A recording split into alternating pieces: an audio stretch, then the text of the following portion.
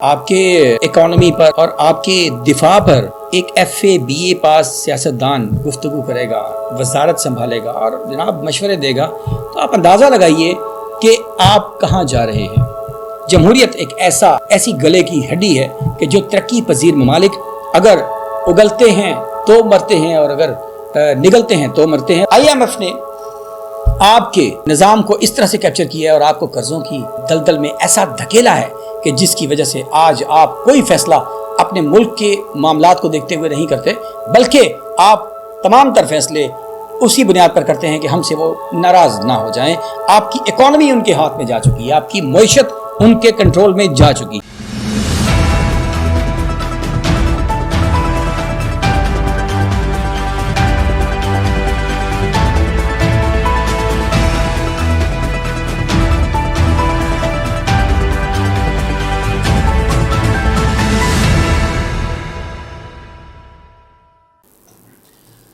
السلام علیکم ناظرین، ڈاکٹر فیصل جہاں آپ کا میزبان ہے اردو جائزہ پر، اور آج ہم بات کریں گے جمہوریت کے بارے میں۔ جی، جمہوریت ڈیموکریسی جسے کہ دنیا بھر میں تمام انسانی مسائل کا حل گردانا چاہتا ہے، اور یہ کہا جاتا ہے کہ انسانی جو مسائل ہیں، جو پرابلمز ہیں، جو سوشل ایشوز ہیں، ان تمام ایشوز کو حل کرنے کے لیے جمہوریت ایک بہترین پروسیس ہے، اور اس کے ذریعے جو لوگ ہیں ان کے مسائل کو حل کیا جاتا ہے۔ لیکن اگر ہم بات کرتے ہیں، تھوڑا سا سمجھتے ہیں پہلے کہ جمہوریت بیسیکلی واقعی ہمارے مسائل کا حل ہے، یا کہیں اس جمہوری پروسیس کے ذریعے یا اس کو بنیاد بنا کر ہمارے ساتھ کوئی کھیل تو نہیں کھیلا جا رہا۔ جی بالکل، دیکھتے ہیں۔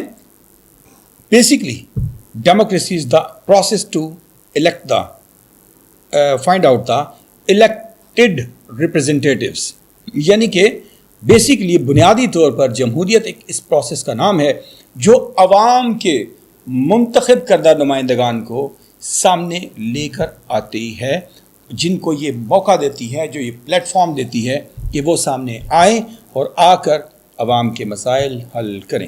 لیکن جہاں پر پہلا سوال میرے ذہن میں جو ابھرتا ہے، کیا واقعی یہ جو لوگ سامنے آتے ہیں ریئلی دے آر الیکٹڈ؟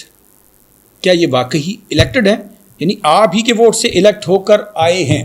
اچھا، دوسری جانب ہم یہ جاننے کی کوشش کرتے ہیں کہ وہ لوگ جو ان کو الیکٹ کر کے بھیجتے ہیں، وہ افراد جو ان کو ووٹ دیتے ہیں، کیا وہ تمام لوگ واقعی اس قدر باشعور ہوتے ہیں کہ انہیں یہ پتہ ہوتا ہے کہ ہمیں کس کو ووٹ، کس پارٹی کو یا کس کینڈیڈیٹ کو، کس امیدوار کو ووٹ دینا چاہیے اور کس کو ووٹ نہیں دینا چاہیے؟ کیا اس بات پر آپ کے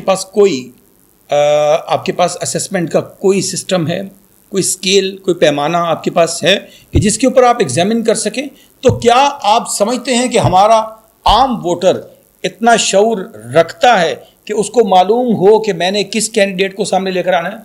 ہمارے یہاں پر الیکٹ کرنے کا، ووٹ دینے کے جو مختلف معیار ہیں، اس میں میری فیملی میں جی کون سے امیدوار نے ہماری کس بچے کو، کس بچی کو نوکری لے کر دی۔ نمبر 2، ہماری برادری کہاں جا رہی ہے، ہم لوگ مل کے فیصلہ کریں گے۔ نمبر 3، ہماری گلی محلے میں جو مختلف مسائل ہیں، سڑک ٹوٹی ہوئی ہے جناب، کھمبا لگنے والا ہے، ایک پانی نہیں ہے، گیس نہیں ہے، ان چیزوں کو سامنے لے کر جو آئے گا وہ ہمیں لگوا کے دے دے گا، ووٹ ہم اس کو دیں گے۔ اچھا، یا پھر ایون کہ بعض جگہوں پر ووٹ بکتا بھی ہے، بعض جگہوں پر ووٹ شخصیات کے پیچھے یا برادری کے یا کسی وڈیرے کے پیچھے بھی جاتا ہے۔ تو کیا یہ تمام تر جو لوگ ہیں جو ان وجوہات کی بنا پر ووٹ دیتے ہیں، کیا واقعی ان کو معلوم ہے کہ ووٹ کس طرح کاسٹ کرنا ہے؟ ہمارے یہاں پر کیا ہمیں یہ اس چیز کا سینس ہے کہ منشور کیا ہوتا ہے، منشور کیا ہے؟ کیا ہم نے کبھی پارٹیز کے منشور کو جاننے کی کوشش کی؟ ہم خود کو نظریاتی کہلانے والے لوگوں کے پاس، اپنے پاس واقعی کوئی نظریہ ہے؟ بالکل بھی نہیں۔ میں نے اکثر لوگوں کو، جب وہ مجھے کہتے ہیں کہ میں بڑا نظریاتی ہوں، تو میں ان سے نظریہ کی ڈیفینیشن پوچھتا ہوں کہ نظریہ ہوتا کیا ہے یار؟ اور یقین کیجئے کہ میجورٹی کو نہیں پتہ ہوتا کہ نظریہ بلا کس چیز کا نام ہے، ٹھیک ہے؟ تو جب آپ کے نظریات طے نہیں ہیں تو آپ کیسے اس بات کا فیصلہ کر سکتے ہیں کہ یہ جو پارٹی ہے، پارٹی 1، پارٹی 2، پارٹی 3، ان میں سے کون سی پارٹی ہے کہ جو میرے نظریات کے مطابق بالکل درست ہے اور میں اس کو فالو کروں گا؟ ٹھیک ہے. اور جب ہمیں نظریات ہمارے فکس ہی نہیں ہیں تو ہم کیسے اس کو فالو کر سکتے ہیں؟ اور اسی طرح جب ہمارے پارٹیز کے منشور کو ہی ہم نے نہیں پڑھا ہوتا، ہمیں یہی نہیں پتا ہوتا کہ آگے اس منشور کے تحت ہم لوگوں نے کیسے اس ملک کے مسائل کو حل کرنا ہے. جب آپ کے سامنے وہ منشور آپ نے پڑھا ہی نہیں تو آپ کو کیسے پتا کہ میں نے ووٹ کس کو دینا ہے؟ یہاں پر چلتی ہے صرف شخصیت پرستی. ہم جس بت کے پیچھے چلنا شروع کر دیتے ہیں اس بت کو آخر تک اس کی پوجا کرتے ہیں، جو کہ انتہائی ڈیموکریسی کے سسٹم کے جو رولز ہیں، جو ایتھکس ہیں، جو پرنسپلز ہیں، ان کے شدید خلاف جاتا ہے. میں سمجھتا ہوں کہ جمہوری نظام پھر ہماری مجبوری کیوں، پھر ہم پر یہ نافذ کیوں کیا جاتا ہے اور ہم پر امپلیمنٹ نہ صرف کرنے کے بارے میں امپلیمنٹ کیا جاتا ہے بلکہ اس کے اوپر ترقی پذیر ممالک کو، تھرڈ ورلڈ کنٹریز کو مجبور کیا جاتا ہے کہ آپ اسی سسٹم کو چلائیں گے. یہاں پر اس سسٹم کے حوالے سے ہمیں دیکھنا ہوگا کہ یہ سسٹم سب سے پہلا سوال کہ کیا اس کی اسلامک سسٹم کے ساتھ کمپیٹیبلٹی کتنی ہے؟ کیا یہ جمہوری نظام ہمارے اسلامی احکامات یا ان کی جو تعلیمات ہیں اس کے کہیں متضاد تو نہیں؟ سب سے پہلے تو اس پر ایک لانگ ڈیبیٹ ہے. یقیناً اس پہ 2 مکتبہ فکر ہیں، جو ایک اس کے خلاف ہے اور ایک اس کے حق میں ہے. ہم اس ڈیبیٹ میں نہیں جاتے، لیکن ہمیں کم از کم اتنا شعور اپنے اندر ضرور رکھنا چاہیے کہ ہماری وزارتیں یا ہمارے جو ہمارے کنٹرولرز ہیں وہ ان وزارتوں پر، ان معاونین پر، ان اہم عہدوں پر ان لوگوں کو ہونا چاہیے جو اس شعبہ کے ٹیکنوکریٹس ہوں، اسپیشلسٹ ہوں، جو اس شعبہ کے مسائل کو جانتے ہوں. آپس کی بات ہے، اگر آپ کے اکانومی پر اور آپ کے دفاع پر ایک FA BA پاس سیاستدان گفتگو کرے گا، وزارت سنبھالے گا اور جناب مشورے دے گا، تو آپ اندازہ لگائیے کہ آپ کہاں جا رہے ہیں. اور جو ماہرین ہیں اس شعبہ کے وہ دھکے کھانے پر مجبور ہیں. تو جب یہ صورتحال ہوگی تو ایسا آپ کبھی بھی مت سوچئے گا کہ آپ صحیح وے پر، ٹریک پر جا رہے ہیں. پھر جب ایسا ہو رہا ہے اور ایسے لوگ کنٹرول سنبھال رہے ہیں کہ جن کا ان اسپیشلائزڈ، ان اسپیسیفک شعبوں سے کوئی تعلق ہی نہیں ہے، پھر ڈیموکریسی کیا ہوئی؟ پھر ڈیموکریسی کیسے مسائل کا حل ہوا؟ پھر ڈیموکریسی کی امپلیمنٹیشن ہم پر کیوں؟ ان مائی اوپینین ڈیموکریسی، جمہوریت ایک سازش ہے. جمہوریت ایک ایسی گلے کی ہڈی ہے کہ جو ترقی پذیر ممالک اگر اگلتے ہیں تو مرتے ہیں اور اگر نگلتے ہیں تو مرتے ہیں اور اگلتے ہیں تو مرتے ہیں. دونوں صورتوں میں موت ہے. یعنی آپ کے گلے کے درمیان جا کر وہ پھنس گئی ہے.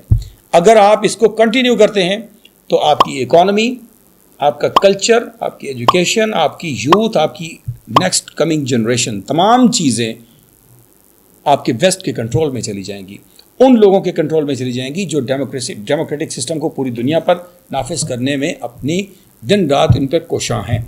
اور پھر کیا کہ آپ کی اکانومی، آپ کا کلچر، ثقافت، اس کی بہت بڑی مثالیں. IMF نے آپ کے نظام کو اس طرح سے کیپچر کیا ہے اور آپ کو قرضوں کی دلدل میں ایسا دھکیلا ہے کہ جس کی وجہ سے آج آپ کوئی فیصلہ اپنے ملک کے معاملات کو دیکھتے ہوئے نہیں کرتے، بلکہ آپ تمام تر فیصلے اسی بنیاد پر کرتے ہیں کہ ہم سے وہ ناراض نہ ہو جائیں. آپ کی اکانومی ان کے ہاتھ میں جا چکی ہے، آپ کی معیشت ان کے کنٹرول میں جا چکی ہے. یونیسکو آپ پر کنٹرول کرنے کے لیے آپ کے کلچر پر، آپ کی ایجوکیشن پر اپنی پالیسیز امپلیمنٹ کرتا ہے. ان پالیسیز کے امپلیمنٹ کرنے کا آج اثرات ہم پر یہ ہیں کہ ہمارا ایجوکیشن سسٹم ٹوٹلی طور پر، تعلیم ہماری، خاص طور پہ ہماری ہائر ایجوکیشن مکمل طور پر انگلش میں ہے. اور انگلش میں ہونے کا مطلب کہ کیا ہماری اپنی زبان، ہمارا اپنا کلچر، ہماری اپنی ثقافت، ہمارا اپنا لباس، ہماری اپنی خوراک، سب ہم کھو چکے ہیں. آج ہم مجبور ہیں جی ان کے ڈرنکس پینے پر، آج ہم مجبور ہیں ان کے پسندیدہ برگرز کھانے پر، آج ہم مجبور ہیں ان کا لباس پہننے پر، اور سب سے بڑھ کر ہمارا ایجوکیشن سسٹم پوری طرح سے ان کے نظام، ان کے ہاتھ میں ہے. اور آج ہم مجبور ہیں کہ ہمارا تمام تر ایجوکیشن سسٹم ان کی دی ہوئی پالیسیز کے مطابق چلے گا، ان کے دیے ہوئے کریکولم کو پروموٹ کرے گا، ان کی دی ہوئی لینگویج انگلش میں پڑھایا جائے گا. یہ سب ہماری مجبوریاں بن چکی ہیں. اچھا اس کے پیچھے بیس کیا ہے؟ ہم کیوں اس تمام نظام کے ذریعے ہمیں یہ اس وقت ہائی جیک کیا جا چکا ہے، اغوا کیا جا چکا ہے. اس اغوا کے پیچھے ہماری سب سے بڑی نالائکی ہمارے وہ سیاستدان جو خود کو لیڈرز کہلواتے ہیں، یہ وہ ساری نالائکی ہے کہ جس کی وجہ سے یہ سب کچھ ہوا. انہوں نے کبھی انڈسٹری کو پروموٹ نہیں کیا. انڈسٹری اور ٹریڈ کو، بزنس کو کبھی بھی اولیت نہیں دی گئی. ہمیشہ سے اس ملک میں جو ہمارے پاس لون آئے، قرضے آئے، جو ہمارے پاس امداد آئی، ہم نے ان سے سڑکیں بنائی، ہم نے وہ تمام کام کیے جن سے کک بیکس ملیں، جن سے ہمیں کمیشنز ملیں، ہمارے اپنے گھر جو ہیں وہ بھرے جائیں.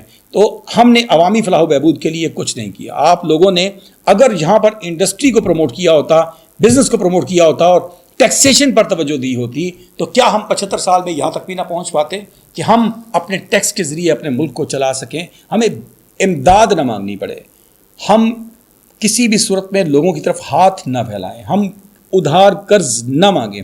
یہ اس نوبت تک ہمارے ان تمام حکمرانوں نے ہمیں پہنچایا ہے.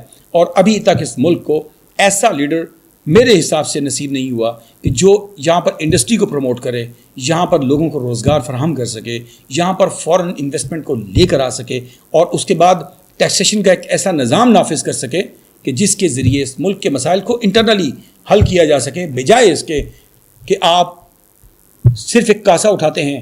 کبھی آپ لون لینے کے لیے نکل جاتے ہیں، کبھی آپ لوگوں سے بھیک مانگنے کے لیے چلے جاتے ہیں.